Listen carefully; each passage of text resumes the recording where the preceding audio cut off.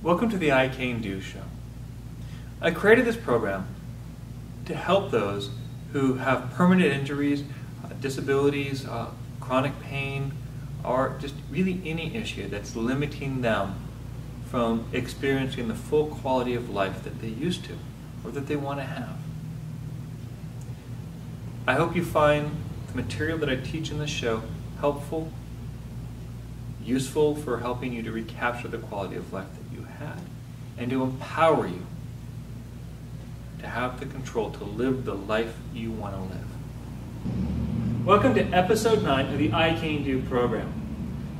Bob will be helping me again with demonstrating the exercises. Now from this episode forward, we're going to be focusing on gratitude. It's still a part of the mindfulness way of approaching things, but we're going to start shifting our focus to thinking about things in our lives to be grateful for and focusing on that. For any of the open-handed or empty-handed techniques that we're going to learn throughout the show, what we're going to do is we're going to take the cane, we're going to either put it in our pocket, in our waistband, or if we're wearing a belt, we're going to hook it in the belt. The reason we do this is because if you're on the street and you're needing both hands to get into your car or whatever, and something happens, if you have your cane leaning up, say, against the car, and you fumble for it in an emergency because someone startled you, well, it's possibly going to hit the ground, and then you've got no cane. But if you have it in your pocket, and something happens, you can get it out quickly. In this segment, we're going to do the yoga prayer stretch for the forearms. So what Bob's going to do is he's going to bring his hands together as in prayer position, and then he's going to slide them down in front of his chest to as far down as he can go comfortably while still keeping his palms together. So you want to notice here, his palms are together. He's getting a stretch in the under portion of the forearm as well as a workout for the top portion of the forearm. The shoulders stay down. A lot of people have the habit of rising their shoulders up as they do this stretch. The problem is that's engaging muscles that don't need to be engaged. And from here, he's breathing slowly. Now, when you're doing any wrist stretch, remember, it really is important to not force it. We can kind of get away with trying to force a hamstring stretch to try and go deeper because that's dealing with muscle tissue, which heals so much faster. The ligaments and the tendons in the wrists do not heal fast. And he's going to rotate down now to go into the reverse prayer stretch. You notice how he pulls up, keeps the shoulders down, still no gap in the palms. If you start getting any gap in the palms, it moves away from being a forearm stretch to being a finger stretch, which if you have mobility issues with your fingers, that could be a great idea. However, right now we're going to focus on the forearms. All right? He's breathing gently, he's relaxing into the stretch, letting gravity and pressure do its work. He's not forcing the stretch. Okay? And then he's going to gently release, slowly, allowing the hands to relax, and he's going to just shake them out. Now moving on to my favorite forearm stretch, the single hand cane rotation. So what Bob's going to do is grab it in a mid-shaft grip.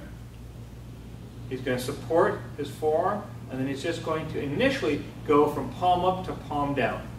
So go ahead, palm up to palm down. He's going to do this over and over again. The idea is we're warming the wrist up in stages. First it's going to be wrist, then forearm, and then entire arm for this process. Now from here, he's going to move his arm back behind the elbow. He's going to allow the bottom 3 fingers to loosen up and relax. He's not going full range of motion yet, but he's going further into it now as the muscles and the tendons are getting more loose, more limber. And then finally, he's going to bring his hand back to his shoulder, and now he's going to go full range of motion, really making sure that the 3 fingers are relaxed and focusing on keeping his ring with his thumb and index finger nice and strong. Now remember, in our system, the ring is very, very important. It's how we control the cane while maintaining and developing power. All right? Now he's going to change hands. He's going to go back to starting with just underneath or just past the elbow, palm up, palm down. Breathing nice, slow, and relaxed. From here, he's going to go back to behind the elbow, going a little bit further.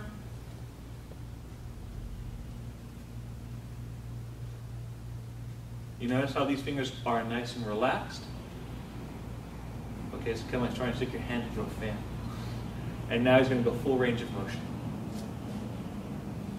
And please remember, it is difficult to do exercises while laughing.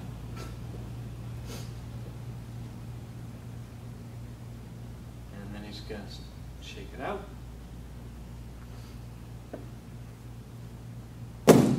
And drop his cane. Now I'm going to have Bob demonstrate the twist. I want to point out right now, Bob is very purposefully doing the twist incorrectly because I want to make a point. Bob, please turn around and continue the twist. Now, you notice Bob, look at his spine. In fact, Bob stopped mid-twist. Now take a moment here. Let's look at how his spine is twisted. All right? This is putting a tremendous amount of pressure on the spinal column. All right? Go ahead and relax for a second. If you do this long term, what happens is that torque can cause your back to spasm. You can hurt discs in your back. So the correct way to do the twist is raise the heel. So Bob's going to demonstrate. Ready, go. Now hold mid-twist. Okay. So you notice how the hip now is coming through. His spine is in a much, much straighter line. Much less pressure on the spinal column. The back muscles are getting warmed up, they're getting strengthened and relaxed, but there is not the same kind of pressure and force on the spine. This is very important to remember. So Bob, turn forward please and continue twisting, like you did last summer.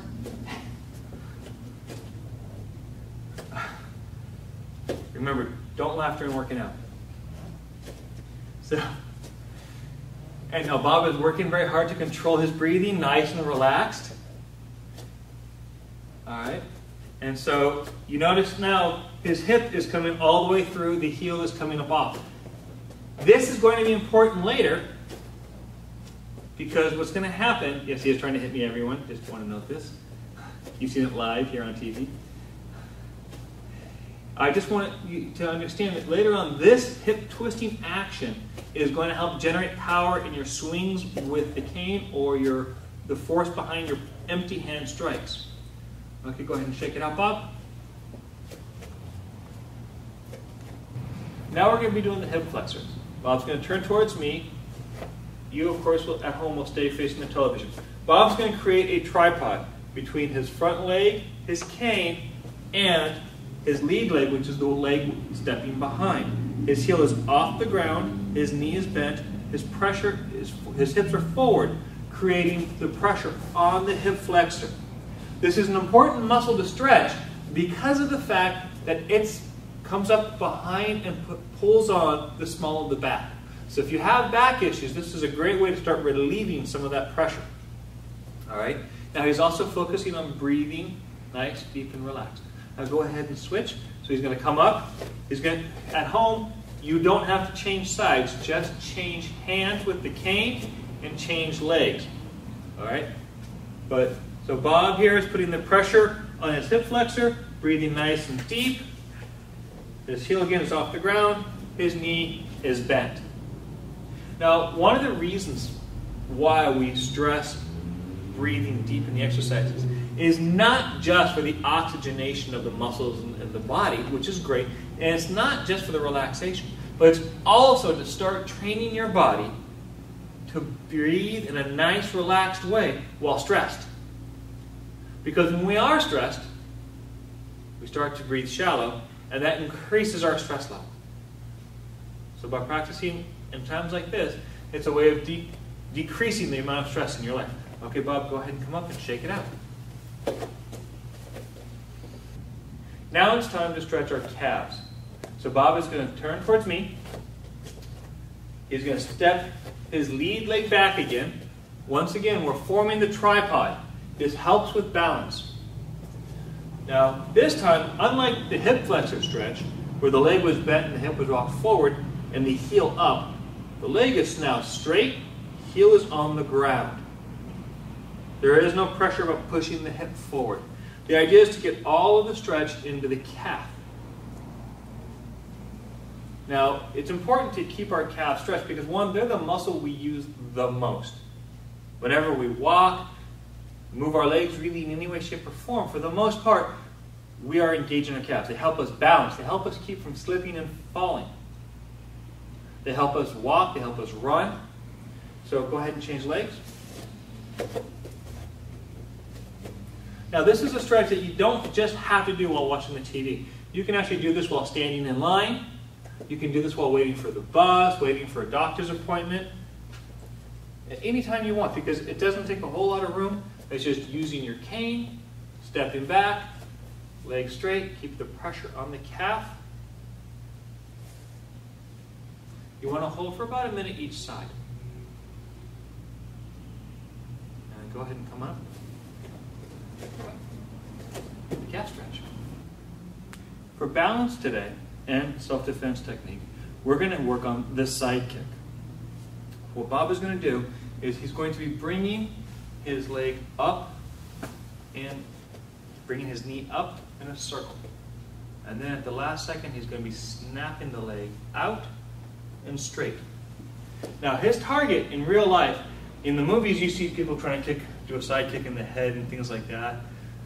The problem is unless you train it real seriously, your leg will probably get caught. In real life, in a real street situation, your best target is the person's knee. And so Bob will be kicking at my knee level. All right? At home, follow along. We're going to have Bob do 20 kicks. Ready? Go. 1. And now you notice how he's got his toes pulled back, so it's more like he's stomping a can. It's not done with necessarily with the blade of the foot, because that can mess up alignment, and if you do it wrong, you can break your own ankle. Whereas by stomping the can with the heel of your foot, you end up providing enough force to stop your opponent from coming forward, possibly cave in their knee. All right, a couple more, and change sides. What we do on one side, we always do on the other. Ready, and go. Yeah, you can see how this works balanced. If in real life, if after you kick the person, you're generally going to want to follow up with something else, like a cane strike or an empty hand strike.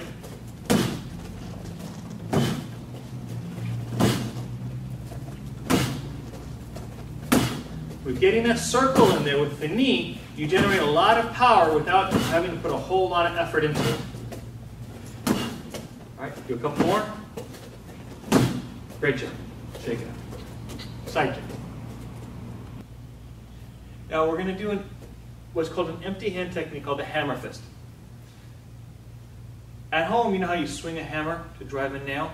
Well, a hammer fist is done the same way, but only you're hitting the opponent with this part of your hand.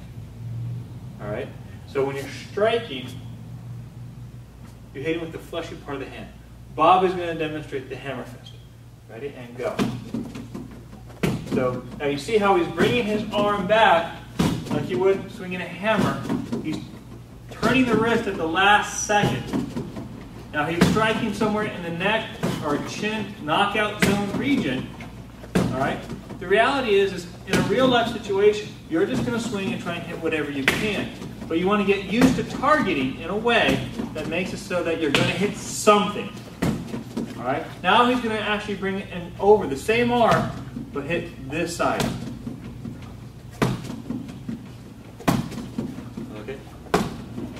Now,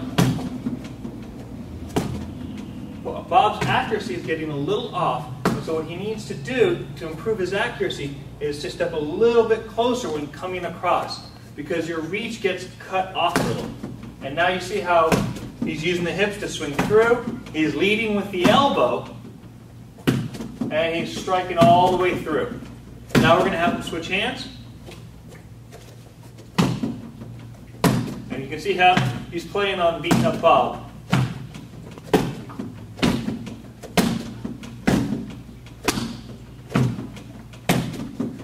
Okay. Now go ahead and come right for a second, Bob. Now one of the things to note is, when would I do a hammer fist in a self-defense situation? Well, if I were to do a fan block, I could come in and hammer fist. If I were to do a poke, follow up with the hammer fist. So, oh, right? So those are some of the things, you know. Or even if somebody throws a punch, I do the knife hand block. I can hammer fist. Boom. All right. So those are times that you would use the hammer fist. All right. So it's an empty hand technique. Now I know our focus is the cane, but sometimes we drop our canes. Sometimes we don't have access to our canes. They take our canes. We need to be able to defend ourselves even with our empty hands. Now for strengthening the legs and practicing a martial arts stance, we're going to do the middle stance. The middle stance in some martial arts systems is called the horse stance, though they tend to make horse stances much wider than the middle stance. Middle stance, your shoulders are going to be, your feet are going to be slightly wider than shoulders width apart. You're going to bend your knees. For a horse stance, you would be way wider, like you're riding a big-barreled horse. All right? And if you have hip issues, knee issues, it's not necessarily a stance you're going to want to hold very long. So the middle stance is similar. Your feet are forward, your knees are forward, knees are bent. Now, for right now, we're just going to ask that you go as deep as you can comfortably, because you're going to be holding this stance for a while. And then, over time, practice getting deeper and to the stance. All right? So now I'm going to have Bob demonstrate and hold the stance with you. And yes, I am pulling the Jack LaLanne on this one.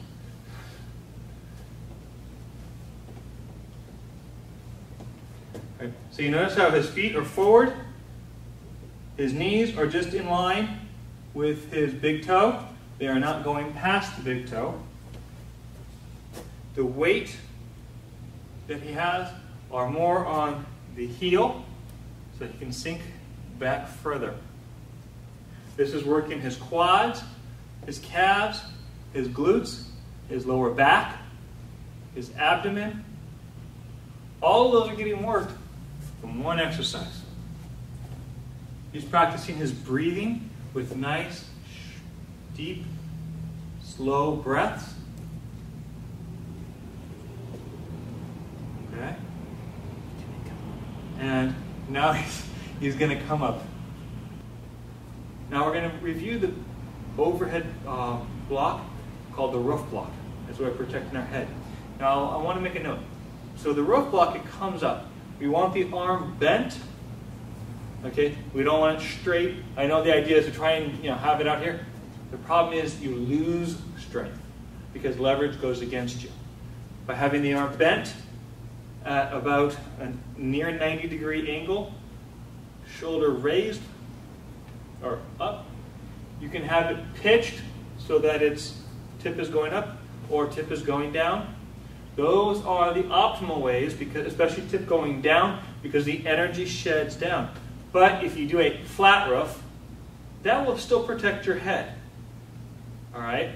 But ideally, do it with the pitch, with the tip going towards the ground. Now I'm going to have Bob demonstrate. Okay? Over and over again. Now I want you to notice he's rising the cane up in front of the body. It's not coming over the top like this, because if it would come over the top and he's late, he's just going to pull my attack into him. So by coming up in front of the body, all right, and for the show he's dropping down, In real life, you would want to step back, or depending on your choice, you could even choose to step forward and close the distance with your opponent. All right? But I would not recommend doing that until you are much more comfortable with dealing with somebody up close and personal. But it's really important to remember to come up in front of the body. All right? Now he's going to change hands. What we do with one hand, we do with the other. And I want you to note also, with his empty hand, he's keeping it in front of his chest. This is important because so hold the pose. So let's say he blocks the attack and the person comes in with something else. He has this empty hand to deal with it. All right? So it's ready. It's there to protect. Muscle memory is important, especially when it comes to protecting your head. You want to make sure you practice this one over and over again. So you don't even have to think about it. If something comes at your head, this is what you do. All right? The overhead block. This next defensive action I'm going to teach you is called the parry block. What's going to happen is you're holding in the ready position. You're going to step back as you... imagine you're looking at your watch and you're bringing your hand across. Like a boxer's hook, but only you do it while looking at your watch. Right? So you step back and hook. Step back and hook. All right? This is used if somebody's lunging forward at you with a knife, trying to drive a stick forward at you. You can even use it for an angled attack, but it works best for a straightforward attack. Fencers love this block. All right, so Bob's going to show you. Okay. Now, right now he's using it in a fashion that would protect his torso. If the knife strike is coming at his torso, if it's coming even a bit low line, sorry, that's okay. Keep going. As you can tell, we're not completely professional on how we do this. We're still figuring it out as we go. All right. Now the thing is this can also be used to protect your head. Now, the key note is either whether I'm doing it low or I'm doing it high, my arm has to either be below or above my eye line. Okay? So if you're not able to see Bob's eyes at home, go to Facebook, put a message on our Facebook page to let me know so that I can correct him. All right? So, now notice he's stepping back. You want to create that distance. So practice this with a step back. And see you on Facebook. Today's episode focused on gratuity. Not the gratuity that I would leave as a tip for service from a waiter or waitress or give to a bellhop for bringing up my luggage, but more of looking at the things within our lives to be thankful for. We all have these many blessings in our lives. The thing is when we get caught up in our pain, when we get caught up in our emotional life, we start to overlook these things that are all around us that we should be thankful for. And so it's a different type of approach to mindfulness. Instead of allowing yourself to get sucked down in the thoughts of, oh, my hip hurts, or my knee hurts, or I'm tired, or the kids are driving me nuts at home, or anything like that, take a moment to make a list. Make a list of 10 things each day that you are thankful for. They could be thankful for your loved ones who maybe make you feel better. And that's the thing. It should be thank you for whatever it is you want to be thankful for. And then because it makes you feel better, helps you feel healthier, or whatever. All right? So make a list each day of 10 things at the very beginning of the day that you're thankful for. And throughout the day, just kind of check in on your list. You'll find that as the days go by, you find more and more things in your life that are worthy of saying thank you for. And then after you write this list, say to yourself each item in the list, and then after each item, say, thank you, thank you, thank you.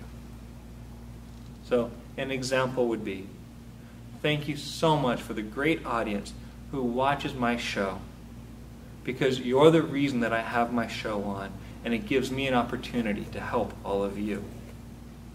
Thank you, thank you, thank you.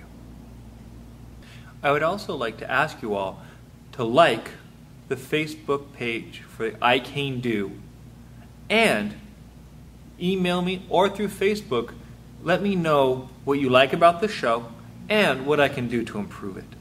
I'm always looking to make this show better. With your help, we can actually maybe help more people out there.